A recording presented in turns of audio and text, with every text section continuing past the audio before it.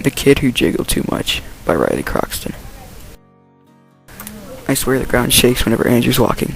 I know that makes me sound like a big jerk, but it's probably true. What I'm trying to say is, Andrew's a big guy. At this point, he tells everything to eat is a big fat chocolate donut. However, he's a really nice kid. I feel bad for what I said to him, but I don't know how to apologize at this point. So I've been starting to be called things like jerk and bully, but I probably deserve it. Okay, I do deserve it. Anyway, I've been thinking about things for a while, and I may or may not have shed a few tears, but I'm at a total loss of what to do. So anyway, here's what happened. I was sitting in class on my usual seat when Miss Peak walked in and said, "Okay everyone, settle down and sit at your desk." So we all sat at our desk, and the long boring process called learning began. As Miss Peak was teaching us about fractions or decimals or something, I wasn't really listening. Andrew walked in and was huffing and puffing like he just ran 100 miles without rest. "Sorry, Miss Peak," he panted. "I missed the bus and I had to run all the way here." Miss Peak sighed and then said, "That's all right, Andrew, just have a seat." As he was sitting down, I heard a few stifled laughs. I hope Andrew didn't hear them. As Miss Peak was ending the lesson, she said, "Oh, that reminds me, we are starting a new group project." That got our attention. We hadn't had a project in a while, and the ones we did have, I didn't do too well. As she was calling out groups, I heard Justin, that's my name by the way, and Andrew.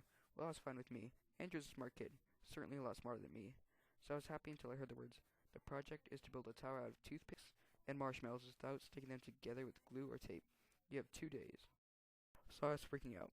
I know that sounds ridiculous, but first of all, that has nothing to do with math. Second, I figured Andrew was going to mess it up by either eating all the marshmallows or by sitting down and shaking the table, causing the whole thing to fall over. So when Andrew came and sat in the desk next to mine, he said, "So, what kind of structure do you want this to be like? And how many of each item do you think we need?" What? I don't know. I wasn't really listening all that much, nor did I care. So when Andrew finally said, "We can just figure that out along the way." "Oh, okay," I said rather stupidly. While Miss Peak was handing out materials, I saw Andrew eyeing the marshmallows. It didn't take a genius to figure out what he was thinking. We then got our materials and began to work. As we were working, I think I saw Andrew slip a few marshmallows into his mouth. At the end of the day, we had done quite a lot, but as Andrew was standing, he bumped into the desk and almost knocked over the whole tower. "Whoa, be careful," I yelled. "Sorry," Andrew mumbled. That very next day, we were working much faster than I expected. We were certainly farther than all the other groups.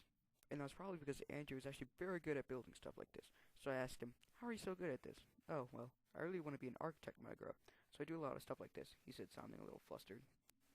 "Oh, that explains it. While we were building, I realized we were running low on marshmallows. I then asked Andrew, 'Hey, do you know where the marshmallows went?'